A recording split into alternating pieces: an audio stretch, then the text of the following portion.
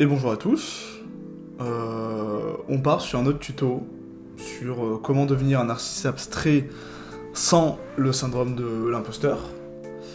Alors, on a fait quand même quelques tutos assez importants sur le logiciel Infinite Painter, sur comment il fonctionne, les fonctionnalités de base, etc. Donc j'imagine que vous avez eu le temps un peu de toucher à ce logiciel dans son ensemble. Et là, on va aller sur des aspects un peu plus, pas forcément techniques, mais un peu plus abstraits. Je mets des guillemets quand même. Et j'aimerais aujourd'hui vous parler des couleurs. Couleurs, sujet ultra intéressant parce que moi j'adore travailler avec les couleurs. Je pense que beaucoup d'artistes aiment travailler avec les couleurs. Mais là, je voulais voir avec vous sur si vous êtes un peu perdu. Moi je sais qu'au tout début, quand j'avais commencé à faire de l'art abstrait, donc digital, vraiment j'avais trop du mal à choisir des couleurs. Parce que encore, si vous êtes sur du traditionnel, hors peinture, et que vous utilisez peut-être des feutres, les feutres en fait, le truc c'est que vous avez des couleurs déjà définies. Donc c'est assez simple de choisir des couleurs. Là on est sur une palette, on a une infinité de choix. Donc je voulais juste vous raconter ce que moi j'ai pu faire pour me décider à choisir des couleurs qui m'intéressent. Donc on se retrouve sur Infinite Painter du coup pour parler des couleurs qu'on aime. On se retrouve sur Infinite Painter, donc sur un nouveau projet. Et comme je vous disais, donc il y a différentes manières de choisir des couleurs dans Infinite Painter. Donc vous avez du coup des trucs déjà de base, donc avec des couleurs de base, des tons de la peau, pourquoi pas. Vous avez ça, je sais pas trop à quoi ça sert, on s'en fout. Vous avez ça, donc là c'est vraiment si vous avez des couleurs vraiment définies, donc avec vraiment un code hexadécimal. Mais on en parlera après. Et le truc de base, pour choisir des couleurs, c'est une roue chromatique. Donc avec cette roue chromatique, effectivement, vous pouvez aller n'importe où. Donc sur le cercle, vous pouvez choisir du coup la couleur qui vous intéresse. Et dans du coup le carré central, vous pouvez choisir l'intensité de cette couleur, donc que ça soit si elle est vraiment équilibrée, très sombre, moyennement sombre, très clair, moyennement clair. Et là, on va plus être sur du gris, ou vraiment si vous allez un peu sur cette frontière-là, vous pouvez essayer d'avoir ce genre de couleurs un peu palos, pas du tout, un peu terne, qui sont pas mes couleurs favorites, mais qui pourraient être la vôtre. Donc moi ce que j'aime bien faire pour choisir... déjà, c'est important de travailler avec des couleurs qu'on aime. C'est ce qui va un peu vous motiver. Moi, très franchement, j'ai des couleurs un peu définies, genre le jaune, le rose, le rouge, le vert. C'est un peu des couleurs et tout ce qui gravite un peu autour. Genre, on va peut-être avoir parfois du violet, peut-être un peu de bleu. C'est vraiment moi j'aime bien les couleurs en plus qui ont un peu de peps. Donc moi déjà, je sais ce que j'aime. Et souvent quand je mets une couleur, il y a un truc qui vibre. Et c'est ça que vous devez trouver, un truc qui vous fasse vibrer.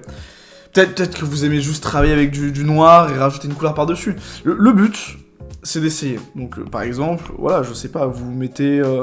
donc vous prenez votre stylo favori. Encore une fois, moi j'en ai qu'un seul, hein, bien sûr. Hop. Tac. Je sais pas, moi, on va mettre un peu plus gros. Hop. Donc là, on a fait du noir. Bon, peut-être que vous aimez bien le mixer avec, je ne sais pas moi, une autre couleur. Et voilà, par défaut, je vais sur du rose. Vous voyez que moi forcément, je vais être vendu. Et moi, juste avec ça, là, je suis déjà content. J'aime bien ce contraste entre le rose, le noir.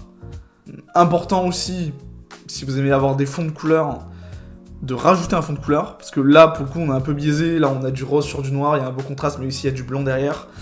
Mais on va dire que derrière... Moi, parfois, c'est un peu au pif, parce que j'aime bien travailler avec des couleurs parfois qui vont pas ensemble, et rajouter une couleur qui va bien ensemble. Mais vraiment, faut voir ça comme un terrain de jeu. Là, vous voyez, le contraste, il est moins fort, mais ça me convient parce que derrière, en fait, je vais peut-être pouvoir rajouter, je sais pas moi, plus de noir, qui va peut-être du coup ressortir, remettre en valeur ce rose. Donc ouais, il faut essayer. Très franchement, vous dites pas, je commence à faire un dessin et ça va être l'œuvre de ma vie. Et on va me considérer là-dessus. Tout le monde va me juger sur ça. Pas du tout. Vous avez juste à scroller sur mon Insta, dans les premiers trucs que j'ai fait. Il y a des choses qui sont horribles, des choses que je referai jamais aujourd'hui. Et il y a des choses qui... Voilà, c'était peut-être le coup de génie, je me permets, et que j'ai pas forcément reproduit, mais il faut essayer. Faut y aller, faut essayer, surtout dans l'abstrait, où c'est vraiment une manière de s'exprimer. Donc voilà, exprimez-vous et trouvez la couleur qui vous plaît. Justement, en parlant de couleurs, là j'ai un exemple où j'ai rééquilibré un peu du contraste. Mais là, je voulais plutôt rentrer dans le détail des couleurs qui ne vont pas ensemble. Alors, par exemple, on va enlever tout ça. On a un fond bleu. Et bon, moi, je me souviens plus trop des théories des couleurs. Allez sur Internet, il y a plein de gens qui vont vous expliquer mieux que moi la théorie des couleurs. Donc sur le fait qu'il faut choper des couleurs proches. Par exemple, si j'ai du bleu là, si je vais choper un bleu foncé, bah, je vais vous montrer de suite. Si je vais choper un bleu foncé, ça va forcément aller bien ensemble, parce que c'est des couleurs qui sont très proches. Mais vous pouvez aussi aller chercher des couleurs qui sont à l'opposé du cercle chromatique. Donc là, par exemple, j'ai du bleu. Si je prends ce jaune-là, par exemple, je le mets un peu comme ça. Donc là, il est un peu terne. Donc là, par exemple, là, on a un peu ton sur ton. Donc vraiment, couleur même teinte avec couleur même teinte. Ça sort pas très beau, sachant que le fond est clair. Donc là, il y a deux solutions où on part sur... donc vraiment, la couleur, on la rend plus légère. Donc plus claire. Donc là normalement, vous êtes censé voir une différence. Bon, censé, vous n'êtes pas obligé de la voir, c'est à force de travailler que vous la verrez. Mais là déjà, avec ce jaune-là, on a déjà quelque chose de mieux. On a un fond clair, on a une base sombre, donc ce bleu, et on la tartine d'un jaune plutôt clair. Mais si vous avez vu ce que j'ai fait tout à l'heure, donc il est encore là, ce jaune. Là, par contre, on a un fond clair, on a une base, donc le bleu, une base sombre, et on remet par-dessus un truc sombre. Ça peut fonctionner si derrière, vous remettez peut-être... Et encore, le rose là, il est un peu trop sombre. Il faudrait limite un peu plus l'éclairer. Ouais, comme ça. Là déjà, c'est un peu mieux, parce qu'on a deux bases sombres, et on met par-dessus un truc clair. En fait, il faut vous dire, quand vous regardez un tableau, faut pas que ça vous fasse mal aux yeux. Il y a des tableaux qui vont foncièrement être faits pour être vraiment sombres, ça dépend du style. Moi, je vous montre ce que je fais moi. Donc vous, peut-être, vous adorez faire du sombre sur du sombre sur du sombre, et vous arriverez à trouver le truc qui va faire que votre tableau, il va attirer l'œil, il va pas... en tout cas, d'un point de vue couleur. Et je vous invite à, si vous avez un musée gratuit près de chez vous, je sais que les premiers dimanches du mois, les musées sont gratuits, donc n'hésitez pas à y aller. Et vraiment à aller dans un musée d'art contemporain,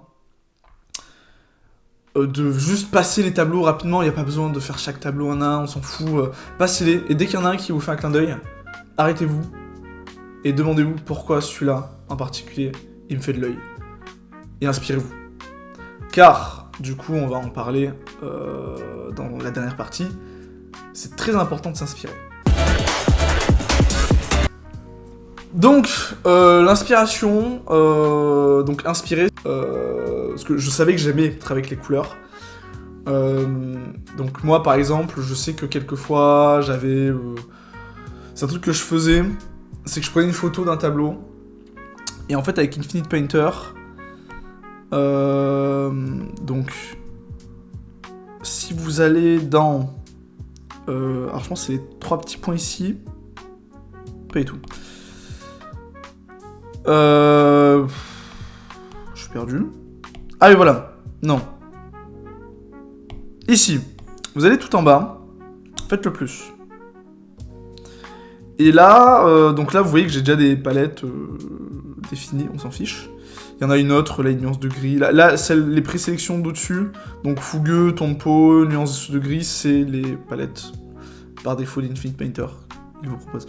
Mais si vous faites plus, vous pouvez rajouter une photo. Donc prenons une photo. Bah, moi, par exemple, encore une fois. Énorme égocentrique. Prenons celle-là. Bah là, il m'a sorti les couleurs de la photo. Donc si je clique dessus, il va me rajouter la palette. Donc j'aurais juste besoin de cliquer dessus pour utiliser du coup la couleur en question. Donc ça peut vous aider si, je sais pas, vous marchez dans la rue, il y a un bâtiment avec des couleurs intéressantes, un graffiti avec des couleurs intéressantes, le ciel avec des couleurs intéressantes. Vous pouvez faire ça et travailler avec ces couleurs. C'est un bon début parce que souvent le monde est bien fait et souvent les choses sont assez harmonieuses visuellement. Heureusement, sinon on aurait toujours mal à la tête. Mais voilà, vous pouvez utiliser cette méthode-là pour travailler, en tout cas pour commencer à travailler avec les couleurs. Moi, je sais aussi ce que j'avais fait à l'époque. Je joue... Alors, énorme geek, je joue au jeu Splatoon, le jeu de Nintendo, où vous savez, vous colorez... c'est de la turf war, vous colorez du terrain avec de l'encre. Du coup, il y a des couleurs de chaque équipe. Et moi, j'aimais trop ce mix de couleurs qui était opposé. Et du coup, en fait, j'étais allé sur un site, le site de Splatoon, et je checkais toutes les couleurs qui étaient utilisées pour chaque événement, pour chaque map. Et j'en ai fait pendant... je pense que j'ai bien travaillé avec ça pendant bien 1 an. Et à la fin, j'étais un peu plus... Je me sentais un peu plus légitime à juste pique des couleurs comme il le faut. Et bien sûr, encore une fois, vu qu'on est sur du digital, ne pas hésiter si une couleur vraiment ne vous plaît pas. Donc c'est à ce moment-là qu'il faut bien sûr bien faire des calques par couleur. Mais bien sûr, si des couleurs ne vous plaisent pas, vous pouvez les recouvrir. Donc par exemple, j'ai mis ce marron-là, qui en vrai aurait sa place, mais on va dire qu'il me va pas. J'aimerais reprendre ce bleu par exemple, mais il me suffit de cliquer dessus, de le sélectionner. Surtout ne pas redessiner par-dessus. Pourquoi ? Parce qu'en fait ça va laisser une délimitation de marron très moche. Donc le but c'est d'aller sur un autre calque et de redessiner. Alors le mieux c'est d'avoir un pinceau un peu plus grand pour être sûr de bien couvrir tout. Voilà, donc le but c'est de tout recouvrir. On lâche, donc vous voyez que le bleu est apparu. En haut à gauche, le rouge, le bouton rouge pour dire on arrête d'utiliser ce calque. On supprime l'ancien, et boum, vous avez remplacé votre marron par du bleu. Et vous pouvez faire ça avec, donc vraiment il faut des calques par couleur, n'hésitez pas à le faire. Si vous êtes trompé, essayez de le rattraper rapidement, mais bon, souvent, si, genre, sur ce calque-là, c'est mort. Voilà, trouvez un moyen de régler ce problème. Je me souviens qu'une prof, à moi, tard à l'époque, au collège, prof d'art plastique, au collège j'avais 1 de moyenne en art plastique, j'étais nul. Et j'avais chié un travail, mais vénère. Et elle me disait, et ça c'est un truc qui aujourd'hui me fait toujours réfléchir sur ce que je fais, c'était que, à la place d'essayer de réparer tes erreurs, joue avec tes erreurs. Phrase qui a l'air philosophique, mais qui est totalement logique, parce que elle avait genre vécu, et pas moi, j'avais genre 12 ans, je comprenais rien à la vie, elle avait tout compris, donc effectivement, jouez sur vos erreurs, n'hésitez pas à tester, c'est ultra important, et voilà, c'est pas besoin d'aller plus loin dans ce tuto sur les couleurs, je vous ai peut-être pas appris grand chose, mais je vous ai dit ce que je voulais vous dire, donc voilà, n'hésitez pas à me dire vos couleurs préférées en commentaire, je suis tout oui. Et attendez, pardon, avant ça, je reviens une dernière fois. Il y a un badge à la clé, je le mets toujours en description. Encore une fois, c'est pour le mettre sur vos LinkedIn. Voilà, donc n'hésitez pas à flex sur vos collègues en mode... yeah.